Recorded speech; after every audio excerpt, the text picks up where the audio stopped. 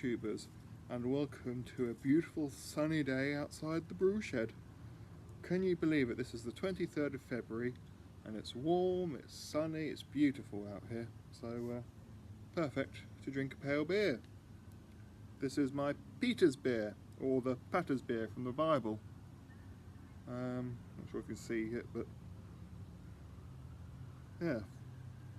This is quite a simple lager malt and Saaz hops with a Belgian yeast strain, fermented at about 24-25 degrees Celsius, so quite hard to try and get some of the fruity esters out of the yeast. Little bit hazy. I force carbed it last weekend, so it's only had a week of conditioning, so it's very new still, but yeah, lovely colour, nice little head on it.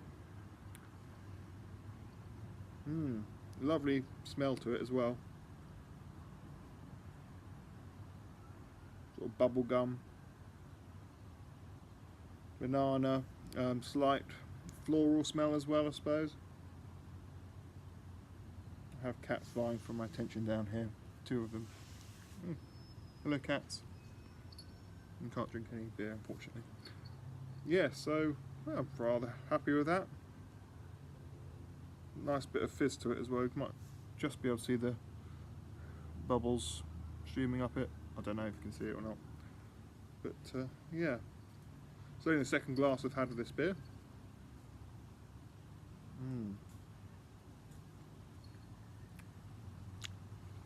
It's a tasty beer. Lots of esters. Very light beer, but fulfilling.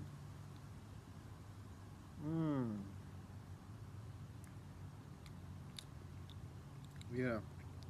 So that bubble gum taste comes through in the flavour. Let me get this Saaz hops, however you want to pronounce it, Saaz or Saaz. That's the dry hop and the bittering hop, I think. Aroma hop, I can't remember. But yes.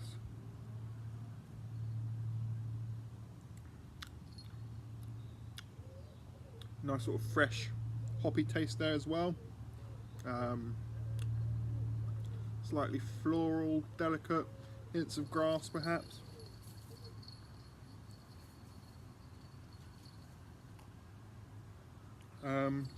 But yeah, lots of lovely esters. Nice sweet fruity banana, bubblegum. Really good beer. As I said, it's a really simple recipe. It is a smash beer, I think. I think it is. But yeah, it's one of those ones where you can drink it fresh. You know, drink it very quickly, and it's very tasty. It's the second time I've brewed this, using some RO water as well. So I think I used about 1/3 tap water, 2/3 RO water, and it's improved the flavour from the previous version. It's not quite so sulphury, it's not quite so minerally taste. It's a much cleaner tasting beer. You get lots of the sort of the fresh esters from the yeast and the hops more than you get any mineral flavour. Saying that though, there is still hints of that sort of minerally taste there, but it's a pleasant amount. It's you know, it's a well-rounded beer. I'm really happy with how that's come out. It might clear up a little bit because it's hazy at the moment. Can't see through it really, so it might clear up. I can't remember if I used any.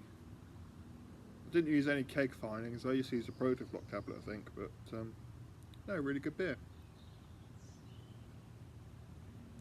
Oh, I think it's about 5%, so it's a bit hefty as well. Oh well. What's happening today? I am bottling the XXX mild, my 9.5, 10% mild. Very caramelly. I think it might have gone through some sort of reaction with the extra long boil I had. So it'll be interesting to see what that's like once the beer's bottle conditioned. Being a mild, I'm not aging it because milds are supposed to be drunk fresh. So yeah, I'll give it 3 weeks to condition, see what it tastes like. So I've got about 20 litres of that to bottle. I've just finished sanitising about 20 bottles. The Star Sand started foaming up, so I've left it, had a little drink just to wait for the foam to go down a bit, and yeah, I'll carry on bottling, so that should be quite fun. What else is happening? The blueberry and blackcurrant wheat beer is probably nearly finished fermenting now. It took 2 weeks, and then the grain father automatically cold crashed, but it had only gone to, I think, 1.018 on the hydrometer. So I ramped the temperature up to 25 degrees Celsius, and it's now dropped to 1.009, so it makes it about 4.3% beer. So I'm happy with that. I just haven't got any kegs for it at the moment. I'm still drinking beer from my winter beer festival at the end of November. So I've got to wait for one of them to kick before I can put that in there. So a bit of waiting. Okay. The only other thing at the moment is the mead. That's now very, very dry mead at 0.998 on the hydrometer. Yes, hydrometer. Why did I question myself? I don't know. So what I'm going to do is cold crashing that at the moment, and I'm going to dump my 2 mini kegs. So I didn't like the beers in them very much. That was the chocolate stout. It was okay, but I never really thought much to them. So I'm going to dump them too, and then put the mead in the mini corny kegs, and then that will free up for my fermenters. My commercial best bitter for Bowtie Brewers, version 1 has been a success. I've got lots of very positive feedback for it. Made a few slight adjustments for version 2, which I'm looking forward to. So yes, hopefully that version 2 will be even better, although I must say I was very impressed with the version 1 as it was, so don't think much adjustment is going to be needed. So yes, going to get some licensing sorted out as well for that, and we'll see how that all goes. But well, cats vying for my attention again. You might just about see their ears. Let's pick you up, cat. Yeah, say hello to the camera. No, not interested. So yes, that's that, and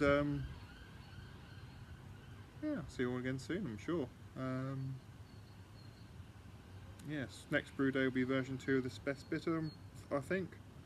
I'll do 40 litres of that, and I want to split the batch to trial different yeasts. So use SO4 for one batch, and Lalmond Windsor yeast for the other, just to see what the different yeasts have an effect on it. So yeah, I'm going to leave it there because we're getting up to 9 minutes. That's far too long for a video really about not much at all.